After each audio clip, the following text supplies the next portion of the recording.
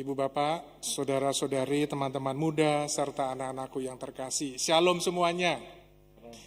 Shalom. Pada kesempatan sore hari ini, saya ingin berbagi cerita.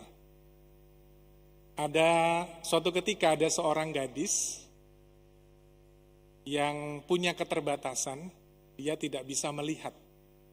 Jadi sejak lahir, dia mengalami keterbatasan, matanya tidak bisa melihat.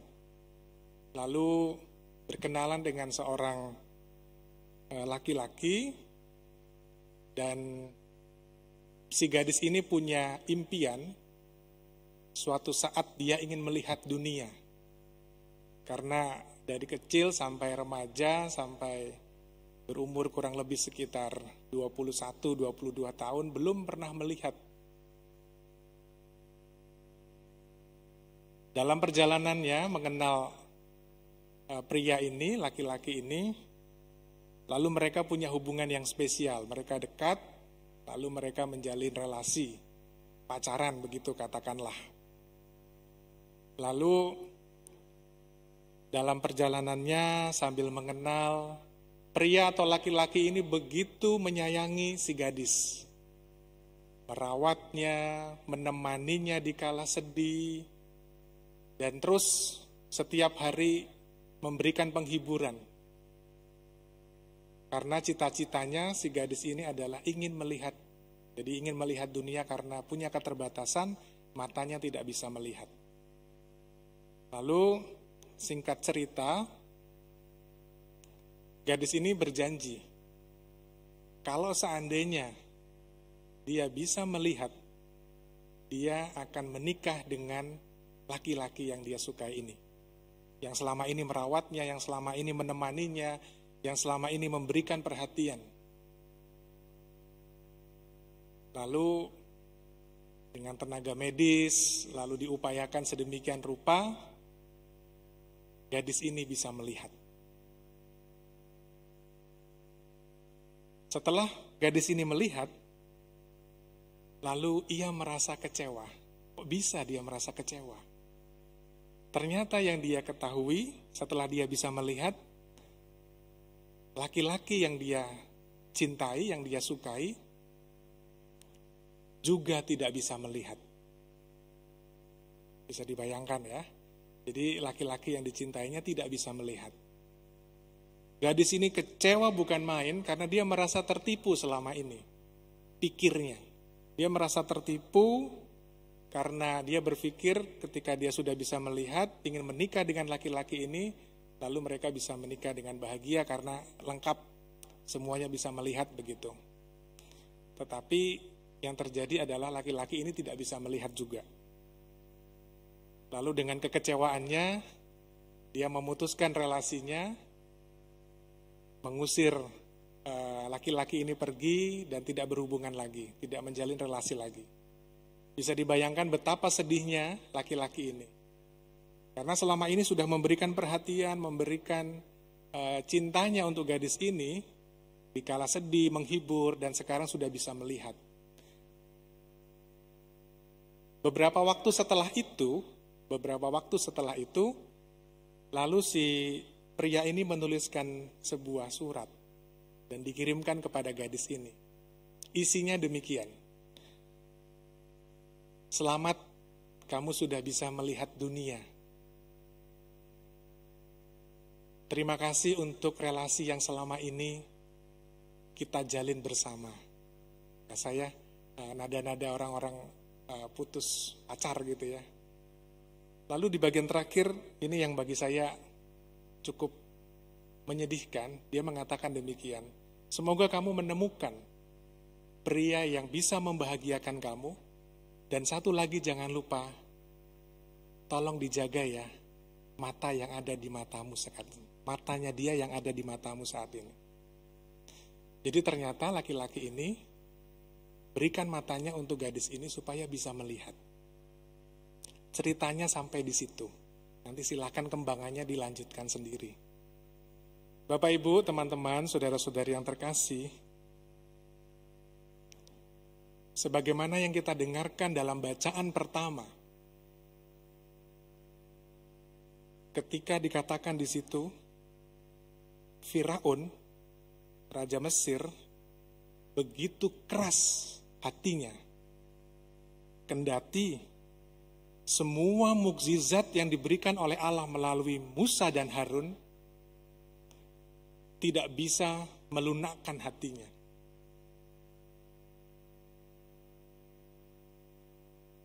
Bapak, Ibu, saudara-saudari yang terkasih, kita bayangkan dalam kehidupan kita sehari-hari. Terkadang dengan segala macam hal yang kita alami, bisa jadi mata hati kita pun juga dibutakan. Melihat contoh pengalaman gadis tadi, bagaimana ia tidak bisa melihat anugerah dan rahmat Tuhan melalui calon pasangan hidupnya yang begitu menyayangi, yang begitu memperhatikan dia selama dia tidak bisa melihat. Dan ketika dia bisa melihat, dia justru merasa kecewa dan tertipu karena calonnya juga tidak bisa melihat. Tetapi dia tidak bisa melihat sampai kepada kedalaman bahwa calon pasangannya ini memberikan matanya untuk si gadis ini. Bisa jadi itu juga terjadi dalam kehidupan kita sehari-hari. Begitu banyak anugerah dan rahmat Tuhan yang kita terima setiap hari dalam hal-hal yang biasa mungkin, tetapi itu tidak menyentuh hati kita. Karena begitu kerasnya hati kita sehingga kita tidak bisa melihat rahmat dan anugerah Tuhan di dalam kehidupan kita sehari-hari. Apalagi kita sekarang dalam situasi pandemi, semua orang merasa takut, semua orang merasa cemas, semua orang merasa khawatir. Bagaimana aku harus survive? Betul, kita memang harus survive, menjalankan segala macam protokol kesehatan, tetapi semata-mata bukan hanya untuk diri kita sendiri. Apakah kita juga mau membuka hati kita, melembutkan hati kita, untuk bisa melihat orang-orang juga di sekitar kita sebagai rahmat dan anugerah Tuhan? Maka dalam bacaan Injil ditegaskan, orang-orang Farisi begitu keras dengan segala macam peraturan yang ada. Nggak boleh makan pada hari Sabat. Tetapi Tuhan Yesus sendiri mau mengatakan bahwa bukan hanya semata-mata pada peraturan, tetapi kita mau melihat makna kehidupan, makna anugerah dan rahmat. Maka Tuhan Yesus menegaskan kepada kita semua, yang ku kehendaki adalah belas kasihan, bukan persembahan. Doa-doa kita, ekaristi kita, ritual-ritual kita yang kita lakukan tidak akan bermakna, tidak akan menyentuh hati kita kalau kita tidak membuka hati kita pada belas kasih. Maka ada istilah Latin yang saya masih ingat, mungkin frater juga ingat.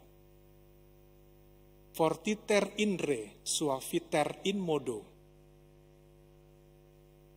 Tegas di dalam prinsip, tetapi lembut, luwes di dalam cara.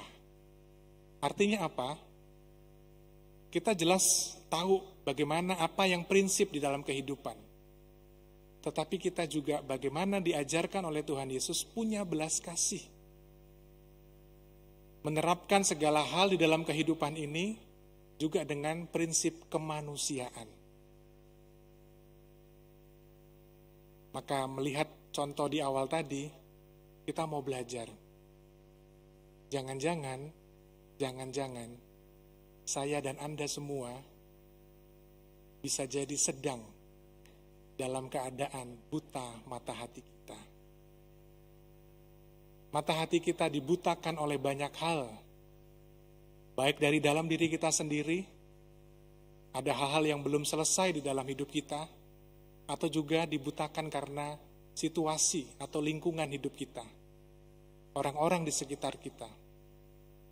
Tetapi justru sore hari ini, kesempatan ekaristi ini, kita sungguh-sungguh mau mohon rahmat Tuhan untuk hati kita dibuka. Kekerasan hati kita dilunakkan, sehingga kita bukan hanya berpatokan pada yang peraturan, tetapi kita juga melihat bagaimana belas kasih mau kita hidupi dalam hidup kita sehari-hari. Hati kita yang sedang buta, kita mau mohon untuk dibukakan, supaya kita bisa melihat rahmat dan anugerah Tuhan melalui orang-orang di sekitar kita setiap hari. Bangun pagi melihat suami, istri, anak-anak, mungkin hal biasa, tetapi itu anugerah dan rahmat Tuhan. Setiap hari kita doa, ekaristi, melakukan pekerjaan, dan lain sebagainya. Dan sampai pada malam hari, kita bisa tidur, beristirahat, dan besok bangun lagi. Itu adalah rahmat dan anugerah Tuhan. Maka mari kita bersama-sama, saya juga, untuk membuka hati kita, menaruh rahmat dan belas kasih, menempatkan belas kasih yang menjadi yang utama di dalam kehidupan kita, di dalam keluarga kita, dan juga di dalam komunitas kita. Walaupun kita nggak dapat melihat, tetapi kita yakin ada rancangan Tuhan yang indah di dalam hidup kita.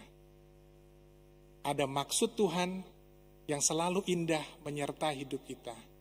Dan kita mau dan percaya Tuhan hadir di dalam setiap pergumulan hidup kita. Ada satu lagu yang moga-moga ini bisa menginspirasi kita bersama.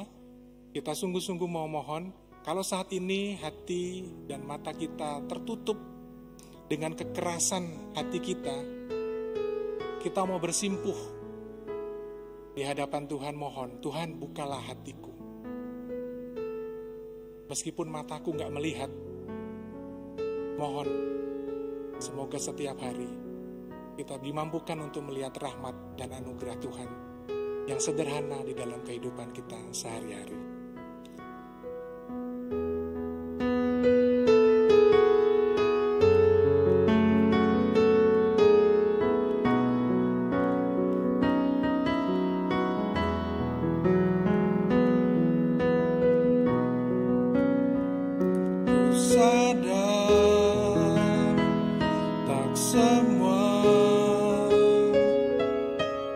Dapat aku miliki di dalam hidupku, hatiku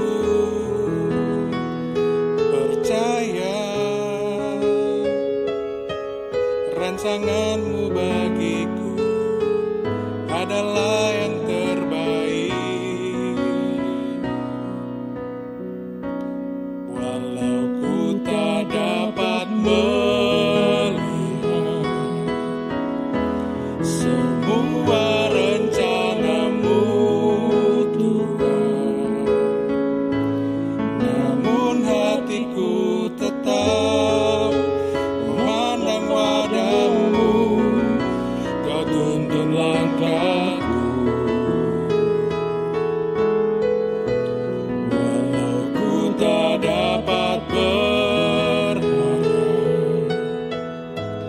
atas kenyataan hidupku,